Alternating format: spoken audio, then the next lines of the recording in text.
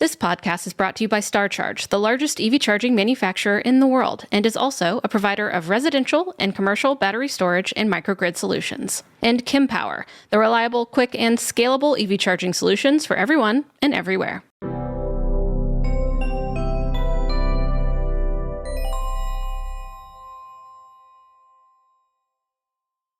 Welcome back to the Out of Spec podcast. I'm your host, Francie, and today I am joined by my teammates, Ryan, who runs Rate Your Charge, really important service for seeing how charging is going out in the field, Kyle, who of course runs Out of Spec, and our special guest, Murchi Bautista, Chicagoan and YouTuber, amongst many other things. And today we're covering a big story, a bit of a worrisome story that has come up during the insane cold weather front that we have felt all over the U.S. I know that I'm feeling it here, including the freezing over of Chicago and the stranded, freezing EVs that are on the road and stuck at superchargers up there. So welcome back to the Out of Spec podcast. Thanks for coming on, you guys. How's it going? Everyone staying warm enough? Yep, I'd been doing some cold weather testing through the night, so got that nice Arc'teryx jacket. Remember you made me buy that thing, Francie? And that thing rocks. I've been so warm through the night. It was good. You found it. That's good. I did find it. Yeah, I was in the Sprinter. Yeah, Kyle didn't have a winter jacket, and he would go to Norway in the winter. So, thought maybe that was a good idea. And Ryan and Murchi, thank you. So Murchi, thank you for coming on to the podcast. You're actually on the scene in Chicago, and you've even ventured out to really check it out. But I want to start with a little bit about you. So tell me a little bit about you and what you drive. Okay, so I currently drive a Ford Mustang Mach-E First Edition. So I've had her since February of 21. I've already got her over 50,000 miles. I've done about 3 to 4 different road trips, including from LA to Chicago, and also did one from Chicago to Toronto, and recently from Chicago to New York for a Drive Electric Week. So it's been a great car overall. I absolutely love her.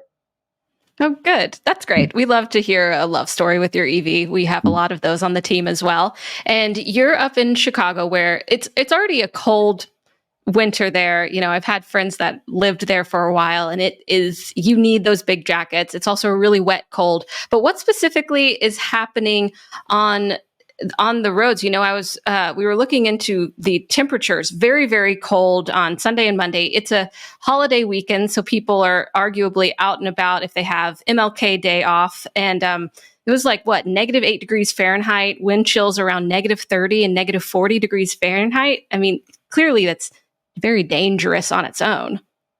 Yeah, it's a pretty dangerous condition. Not only that, because you have like the ferocious wind just like howling at the car, howling at your windows too. Like, I was sleeping last night, and I could just hear the howling, just like howling nonstop. And with the dangerous conditions, everybody's trying to stay warm as best they could. Here in Chicago, we're getting the lake effect weather, and also like all the Arctic cold is coming from the North Pole, shooting straight down at us. So we're in that pocket where it just gets really more colder than most other parts of the country. Man, it sure does. And so I know Kyle and Ryan, maybe you can tell me a little bit about, of course, when I start up my ICE Subaru, I let it warm up and stuff. But how is that different from getting up and getting into your EV on a freezing cold morning or night or day? Rye guy. Yeah. So, thanks. Yeah, it's a little bit easier. So you don't have to wait until like your oil temperature, transmission temperatures come up to speed. However, it's still a vehicle. There's a lot of moving parts. And when it's really cold, that changes a lot of material properties. And it's a good idea to take it gentle for the first few miles, at least if you can. And additionally, an important thing to consider is that cold temperatures affect battery chemistry. So that's going to affect both your range, efficiency, and charge, or I guess all three of those, range, efficiency, and charging. You should expect much worse efficiency, worse range, and slower charging if you're not able to get your battery up into the right temperatures. And I'll just add really quick, sorry, but Ryan, you're totally right. I did a test. It's on YouTube as of today when we were recording this podcast, where I, deep froze my Model 3 again, which I've already done in a previous video, and it had like no acceleration. But you give it 5 minutes and it runs the battery heater and it's ready to go. We're talking extreme cold. Now, my Rivian, as an example, actually just got a software update. It's pretty cool. When it's plugged in, it will also maintain the battery temperature all the time at a reasonable level, somewhere probably around freezing, where it can at least accept some amount of charge and it can still discharge a bunch. It's when you get into the negatives that pretty much, lithium iron phosphate or NMC chemistry really struggles with discharging and recharging. And like my Rivian the other day, when it wasn't plugged in, started in turtle mode. Murchie, I saw your Mach-E showed up as reduced power turtle mode. These are the things that we have to deal with an EV. And to be honest, combustion cars too. I'm not starting up my Polestar 1 and going wide open throttle out of the driveway when it's -10 out. And you can go wide open throttle in an EV, but it's not going to give you much power. There's really nothing you can do to hurt an electric car. There's just so many restrictions so that it can protect itself from hot and especially cold. One thing you can do with an electric car, and I really want to just focus on the Chicago situation, but one thing you can do with an electric car is preheat it when it's plugged in. So every morning, 10 minutes, 15 minutes before I head out, I load up the Tesla or the Rivian app or whatever. My e-Golf doesn't have an app, but I load up whatever, boom, hit the precondition, car's warm, battery heater's been running, I have full performance, everything's toasty, and it's way better than even a gas car. Because if I leave it for an hour, well, I don't care. I'll just let the thing stay warm. It's not like I'm running an engine, because you don't want to let a combustion engine idle for too long anyway. You'll build up some moisture and that could lead to premature wear inside the engine. So with an EV, it's less stressful. The problem with an EV in the wintertime comes from if you can't charge at home or you're on the road and you need to charge. And that has led to the disaster in Chicago. And to be honest, in Colorado this winter, superchargers were down here last night. Max is at Chargers today testing them. He pulled up to a charge point station. 3 of 4 are down. So things suffer in extreme cold. So Murchie, what happened in Chicago? So I think what's happening here is a triple whammy, because as of late, the EV scene here has been increasing tremendously. So a lot of people are getting the EVs now, but a lot of people here don't even have their own garages. They have nowhere to plug the vehicles at home. So they're relying on DC fast charging to do the charging. Sort of like their mindset is about the whole gas station model. You're going to go up to the station, you're going to try to fill up, and many of them do fill up to 100%. And I try to educate them as I'm pulling up to a station. But listen, you want to stop at 80%, but many of them, I would say, I want to say all of them, but some of them just completely ignored it and they just want to continuously charge to 100%. So I really think it's a triple one what's happening here. But also too, you have many people that are still going out and about. Chicago is a very active city, no matter what day or time it is. And people are going to be going out and about, and they're going to need to be doing the charging. And so what I've noticed with my Mach-E is that I've lost about a good 40 to 50% of my battery range. And so you're going to be needing to charge your vehicle twice as much if you're going to be out there actively. Now, for example, I'm actually doing Lyft. And so when I'm doing Lyft out there, I have to be doing charging. And normally I just charge it once a day. I'm able to do like a good 10, 12-hour shift and needed to do just one charge a day. Yesterday, I was only able to do about 4.5 hours to 5 hours before I had to recharge again. And so I think that's what's happening in Chicago. Many people just don't have a place to charge, or even like a garage, or some people don't have garages, because here in Chicago, many people just live in apartment buildings that doesn't have garages, and they love to set EVs. the stage. Sorry, Murchie, to set the stage. Also, we should mention you're not the only one noticing this. The news organizations have been picking it up. We did a rate your charge. It was so bad that Ryan activated for the first time. I mean, we're only 2 weeks into the new year, but Ryan activated the new rate your charge alert system, which, basically was and we retweeted your stuff. That's how we're at first I was it's just Fox News doing a story on EVs. But then rate your charge check-ins started coming, and you started posting. I'm like, wow, maybe Chicago really is a disaster. And it truly was. There were down chargers. Everything was full. And we'll get into more about how that's more of a problem. But sorry to interrupt. I just wanted to set that stage. No, absolutely. That's totally fine. And I think and yeah, you're even right. Like it's not even just Fox News, it's also ABC. And even our local channel WGN has actually reported about the Tesla stations. Why they're focusing on Tesla? Probably because like when it comes to EVs, people think about Teslas. They don't think about any other EVs like the Hyundai or Kia or even the Ford Mach-E. They always think about the Tesla because that's like the big thing people always talk about. But I think so the problem is it's not just the Teslas now. It's really just like other EVs. On the way here, I wanted to stop into the charging station where the closest to my parents' house, the one I normally used to use before for the EA, that is right off the I-55. And that site, when I got there, it was a complete disaster. So there was two vehicles I got told 6 in the morning, and they're still there, and the owners are nowhere to be found. And then you have other EVs that are waiting to charge the vehicles at the moment right now. And the worst part about it is that the EA stations, 3 out of 4 of them are derated. So there was an ID4 owner that was only getting about 72 kilowatts versus another Bolt owner. He was only able to get 24 kilowatts. So that's also a problem that's been happening here too. You have to first of all, you have the reliability problem with EA. But we do have EV Go stations that most people have been using now, and they've been more reliable. They've been proven to be more reliable, which is good.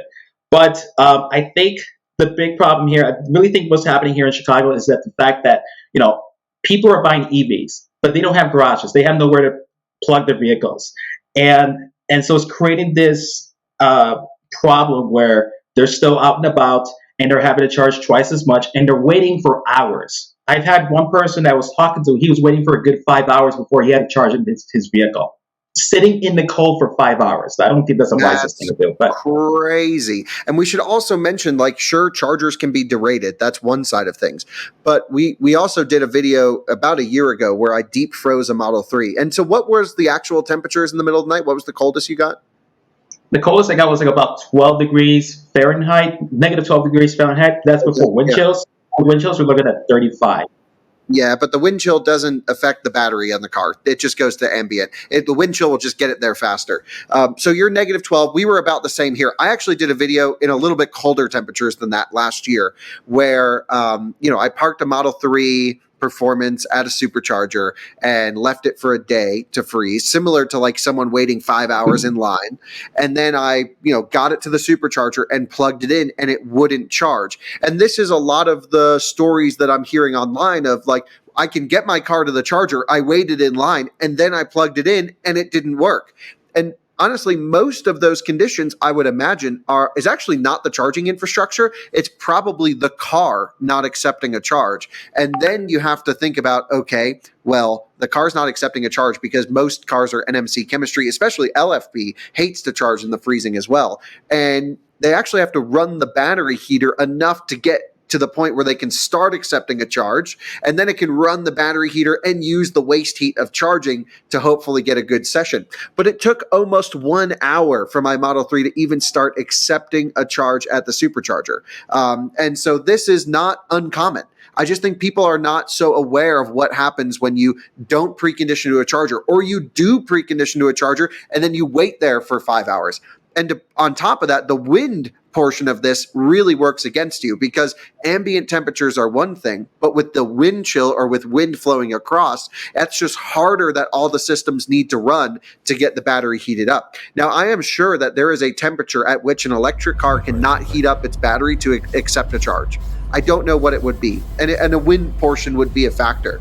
But I think we probably saw some of that yesterday, especially from those Tesla stories, because I would imagine most Teslas there, even though it's Chicago, are still the single motor base Model 3s because they're just such a good value.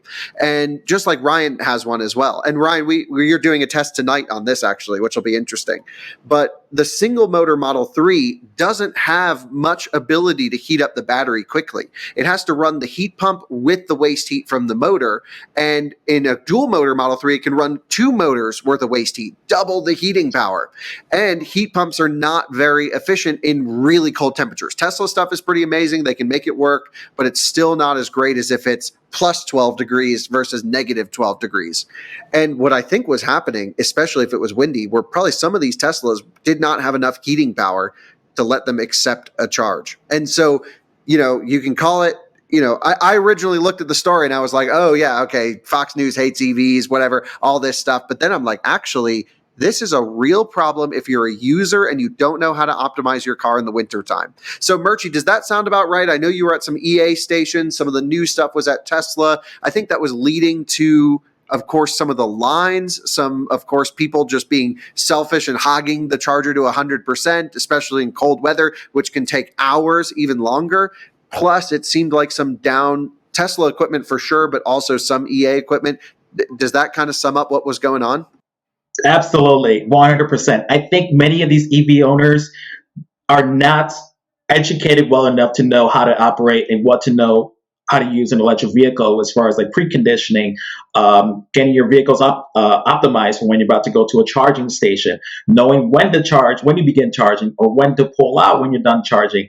I've spoken to a few more people, not only just today, but yesterday as well. And, an example of what they don't know is that there was a boat owner I was talking to, and they were charging at a 350 kilowatt EV Go station, and they're wondering why they're not getting the 350. And I told them that's because it goes up to 350. Your vehicle can only accept at max 52 if you're lucky to get 52, but at 50. And and I pretty much had to show them by graph. I didn't show them like by Google. Like, listen, your vehicle can only accept up to 50 versus my Mach-E. And I told them my example for my Mach-E at peak, maybe 160 or 150, but then that's about it. And so they're kind of getting themselves screwed. But the other thing too, I want to comment about the Tesla base model. I think you're absolutely right. What's been happening in Chicago, a lot of them are the base models, and that's because Uber has been renting out the base model Teslas for the drivers, and not only that, they're also renting out the Bolt EVs. And that's the other reason, too, why many of these stations are getting full, because they're getting clogged up by the Uber drivers who are renting them. And so they're all using them for their daily driving when they need to work. And so they're waiting hours and hours just to get the charge, just so they can get back to work. So that's the other reason why many of these stations are getting full, too. That is crazy. I mean, the thing is, DC infrastructure for the longest time, up until, I don't know, 2 years ago, something like this, was used exclusively for long distance driving. And pretty much anyone that had an electric car, this is before there were EV rental cars or Ubers were renting them out. Pretty much everyone would just charge at home. And if you couldn't charge at home or couldn't charge at work, you wouldn't buy an electric car because it's annoying to have to deal with what you're describing.